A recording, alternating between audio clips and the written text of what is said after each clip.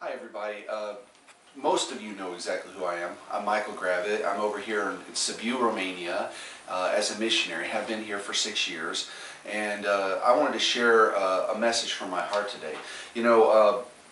Recently over here we're in this little apartment. If you can kind of just swing around behind and just show, we're in a little apartment that honestly is only 300 and I guess 40 square feet. I'm not exactly sure. For those of you in Europe, that's probably about 38 square meters, 36 square meters, somewhere in there. At any rate, it's a little bit small. We have 2 kids and a dog. Let's get the dog in there. See, that's Fluffy. So as you can imagine, that's a bit of a problem for us. That's a bit of a problem in the sense of space. And so we started trying to look for a place to buy. And honestly, it wasn't the right timing. We worked and planned and thought, and we kept searching for a place, and in the end of the matter, it just wasn't the right time for it. It just didn't happen, which is fine. I guess what I'm trying to say is that all of us run into that problem from time to time. There are things we have to do, there are choices we have to make, and they're difficult enough to figure out what we need to do next. But the real issue is that there's a timing to almost everything that happens in this life. In fact, I would say everything has a timing. There's planting and there's growing, there's times to start businesses, there's time to stop them, there's time to start friendships, there's time to stop them, there's a time to go to college, there's a time to wait, there's a time to pursue education, there's a time to get to work, there's a time to rest. There's a time for everything. You know, the Bible talks about that in Ecclesiastes. There's time for everything, and we have great songs in America. You know, turn to everything. There's a season, and the issue is there's a time to absolutely everything we do, and beyond and above, trying to figure out what the right thing to do, which is hard enough, is finding out when the right time to do the right things is. And I meet all the time people, there are students who are graduating from high school and trying to pick out a college, and they're trying to figure out when's the time to go, should I wait, should I keep going. There are people who are graduating college and trying to figure out which job to go on to. Should I get a master's degree? What's the timing of my life right now? There are young adults who are thinking about relationships. And there are people who are thinking, should I start a relationship? Should I stop it? Well, is it time for me to get serious with this person? Is there time for me to reconnect with my father, my mother? Is it the right time for me to try to repair that broken relationship? Is this the moment when I should do the thing that I know I should do? And honestly, not every time is the right time for every action. We know that. Sometimes we have to wait on things. Sometimes we have to hurry up on things. Sometimes we waited and we shouldn't have. And you know, if you're a leader, if you're a minister, this is even more of an issue. I mean, people's lives are in balance, and you got to know when is the time to help them, when is the time to wait, when is the time to preach that special message, when is the time to intervene, when is the time to just let it go. And it becomes even a greater pressure on anybody who's trying to lead a ministry or even a business. If you're trying to lead a business, timing is everything. You know that. And so we have an issue. We have an issue with timing. And the problem is even bigger than that, because honestly, can you imagine this? I want you to picture this for a second. Just come with me on this, okay? Imagine getting married at the wrong time. Imagine quitting a job at the wrong time. That's bad news. Imagine getting a loan at the wrong time. Imagine connecting or trying to repair a broken relationship at the wrong time. Whoa. Imagine trying to counsel somebody at the wrong time. Imagine trying to help somebody at the wrong time. Or imagine trying to let somebody alone when you should have, and it was the wrong time. This sounds like a very disastrous life to me.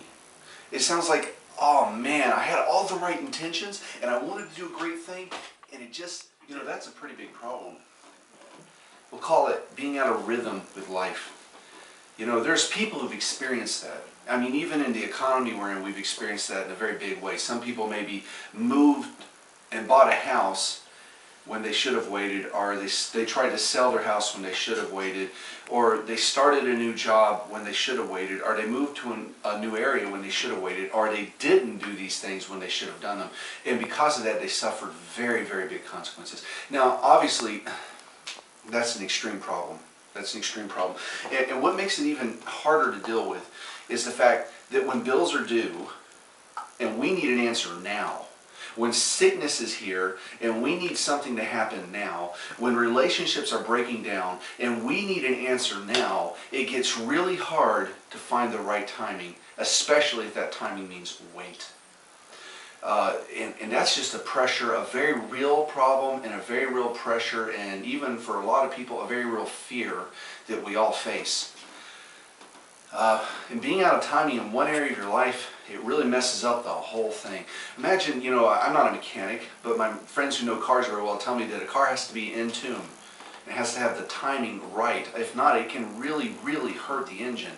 And it just sounds awful. It has no power. It won't do anything you want it to. It's just messed up. So if one thing in our life gets out of tune, if we start doing one thing, it's like a domino effect, and our whole life just starts getting out of kilter, out of whack.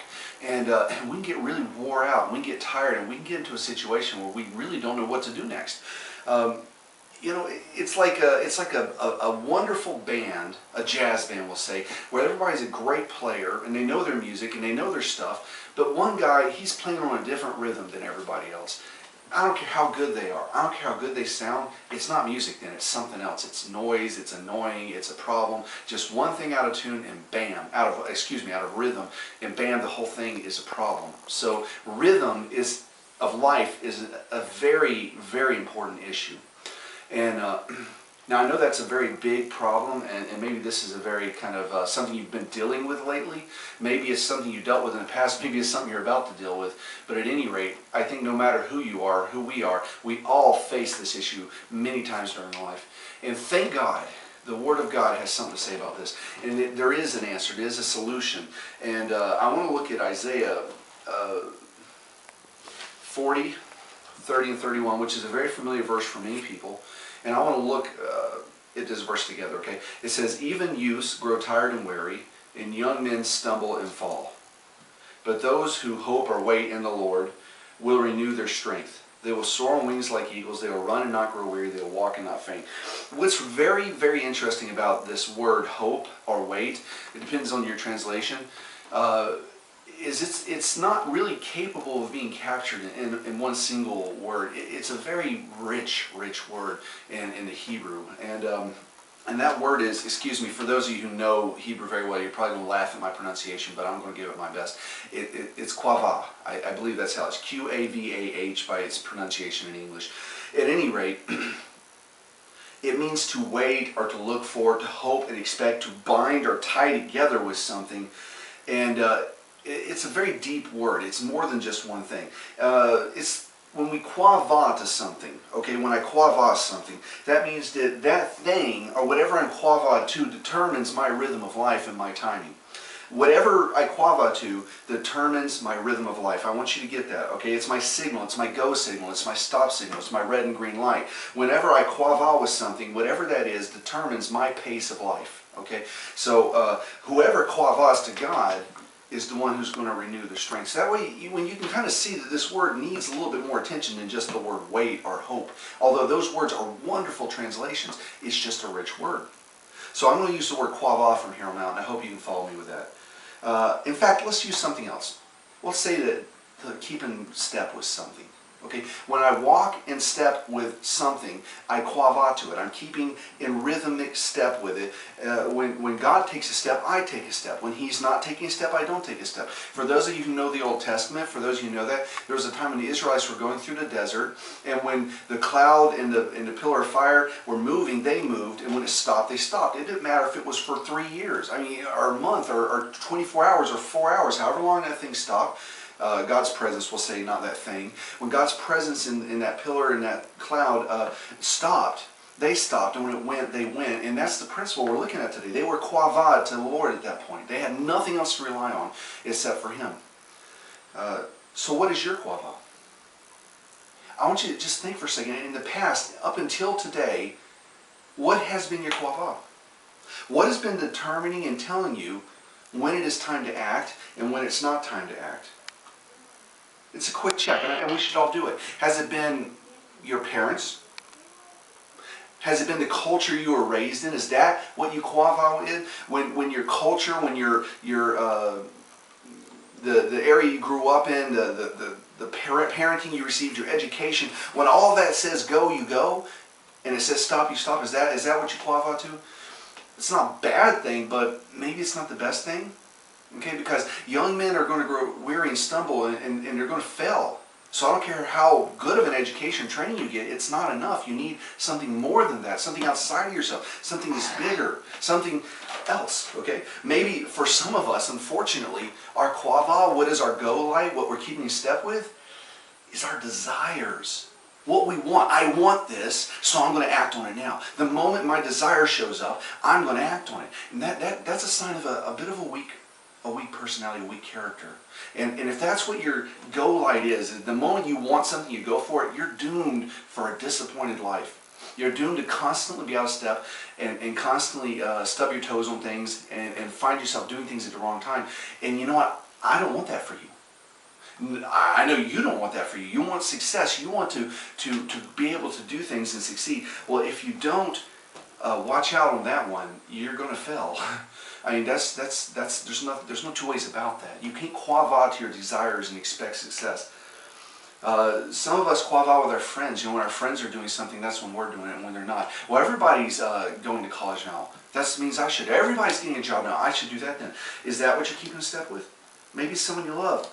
So basically, whenever that thing says yes, you act and you go. And when it says no, you don't. So what are you quava to, actually?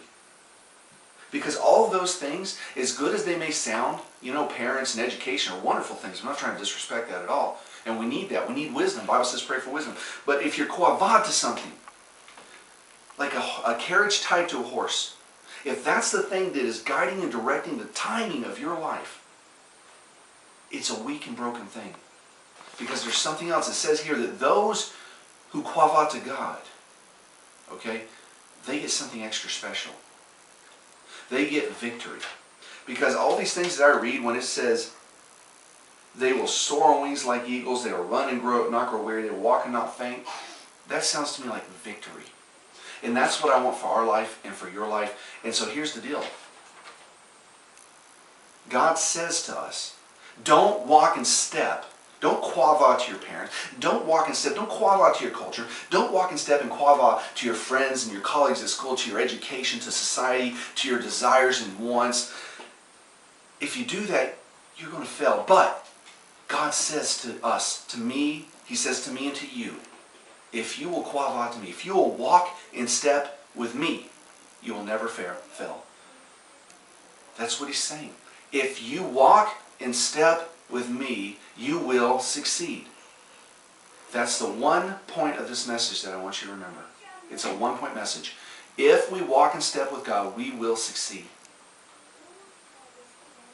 God says to us like this, my plans, this is God speaking, are perfect. The plans God makes are perfect. He says, my sight is perfect. I see everything. He says, my timing is not perfection. It defines perfection. It's beyond perfection. It tells perfection what to do. That's what God's timing is. God knows better than our parents. He knows better than our culture. He knows better than our education. He knows better than our desires for sure. He knows better than our wants, our needs, our colleagues, our friends, everything. He knows better than that. What is the right time for things? He's the one who created everything. Why wouldn't we wait on Him? Why wouldn't we quava to Him? God always knows when to start and stop. You know, I like this. I would say if God were here right now with us, He would probably say something like this. Life works for me. I am life. I created life. And not only that, but I want to share it with you. I want you to have the same victory in life that Jesus had. I want you to walk in victory nonstop. I want you to rise up above the problems. I want you to run and not grow weary. I want you to walk and not faint. It's just one point. If we walk in step with God, we will never fail. Or you could look at it in a positive side. If I keep in step with God, I will be a success. When He is my quava, when He is my hope, He is my expectation, He is what I bind myself to. Okay? I'm going to have victory. I mean, I look here and I see rise up on wings like eagle. It actually says something. It says renew their strength first. Excuse me. And that word renew, if you look at it in the language, original language, it's making it new, but it's also going to another level. How would you like your strength to go not only to be renewed, but to even cross through to another level? That's victory. Okay? And rising up on wings like eagle, we know that why the eagle does that. He does it to get over the storms. And instead of always being caught under the storms and caught under the problems that are coming into your life, how would it be to rise above them? That is what I want. I don't want to be caught under the storm. I mean, the storm's going to come. I can't stop that. But if I'm walking in step with God, I'm going to rise above it. Like Peter on the water. Okay? That's what I want for us. Okay? And we'll have that if we qualify to God, if we keep in step with Him. Okay? And we're going to run and not grow weary. There are times in life when the pace of God is very fast. There's times of waiting and there's times of moving. Those of you who know the story of Elijah, he waited in a valley for years, not doing anything, just waiting because he was in step with God. And all of a sudden God says, get up and go. And he has to go here and go there and defeat these prophets. And he goes up on a mountain and there's rain coming and he has to run faster than a chariot. But those who are in step with God receive His power to do what God is doing too. God will allow you to keep in step with Him. If you come in step with Him, He will allow you. And you'll be able to run and not grow weary. When it's time to get busy, when it's time to do the work, when it's time to move and sell and start relationship and heal things and stop things and all the things we have to do, when it's time, you'll be able to do it without wearing yourself out. Because it's the right timing. And that's what we need. So many people, they wear themselves out because it's the wrong timing. They want something, they fight, and they claw for it, and they go for it, and in the end, they just frustrate themselves. And even if they get it, it was at such a cost that they wish they didn't have it. And that's not good. God doesn't want that for us. He wants something better. He wants good things for life, but those good things have a timing. And walk and not faint. You know what? We're going to move on. For some of you, that's a word. God wants you to move on. He doesn't want you just blocked up where you're at. It's time for you to walk on out and go forward with your life. And that's going to happen when you wait on the Lord, when you walk in step with Him, when you are quava to the Lord. Okay? And I believe what God would say to the students is He says, I know you're graduating. I know you got problems. I know you got tensions. I know you're thinking about debts and college loans and jobs and future and family and all these things you want. He says, I know these things, but I have a timing for your life. And if you want to have victory, you're going to have to walk in step with me and do things in the rhythm of life that I created them to be done in. That's what he would say to students. For those that are young adults, he says, yes, I know. You're working a job. It's a hard economy. Maybe you have a young family. Maybe you don't. Maybe you're starting one. Maybe you're trying to do a great thing. And it all looks a little bit overwhelming and intimidating. But I promise you that if you keep in step with me, you're going to rise above it all and you're going to do great things. If you just keep in step with God, He'll do that for us. Okay? And I believe for those of you who are hunting for jobs, waiting for how long now? How long? It seems so tiring. It's so tiring because we're constantly pushing, constantly trying to find that solution. It's really pressing us. But I'm telling you, God has not left you alone. He has an answer for you. And if you'll walk in step with Him, you will not faint. You're not going to grow weary. You're going to make it. God wants that for you. But you're going to have to quava with Him, okay? To leaders, obviously, parents, pastors, teachers, business leaders, community leaders, people who are trying to make a difference. There are people I know who are fighting all sorts of awful things in the world. They're fighting, slavery and kidnappings, and they're fighting crime, and they're police, and there are all sorts of people who are leaders. I'm telling you, for us particularly, we must quava to God. We must walk in step with Him. We have so much depending on us, and we know it. We must walk in step with God. Don't allow yourself to be rushed, and don't lag behind when it's time to move. Don't let fear stop you. God has a timing for you, and He wants you to go forward in it. If we walk in step with God, we will succeed. This is all I want you to remember. Now, I know maybe you're like, well, how do I do that? Listen, I want to tell you something. Don't worry about that. The biggest problem that we face as humans is we don't want to know the timing of God. We're not curious about it. We want what we want when we want it. We have all these other things telling us. But if you are willing to walk in step with God, God is responsible to show you His timing. He will. You don't have to worry. That, to me, that's not the difficult part. You need to pray. You need to seek the Lord, certainly. But we know how to do that if we're Christian. Maybe you're not. Well, this would be a great time to realize that there is no victory in this life. There's no true success if we don't give our hearts to Jesus Christ.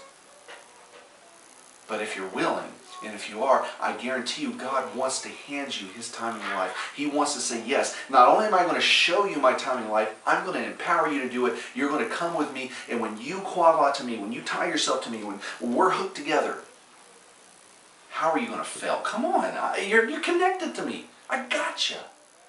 If we do that, we will never fail.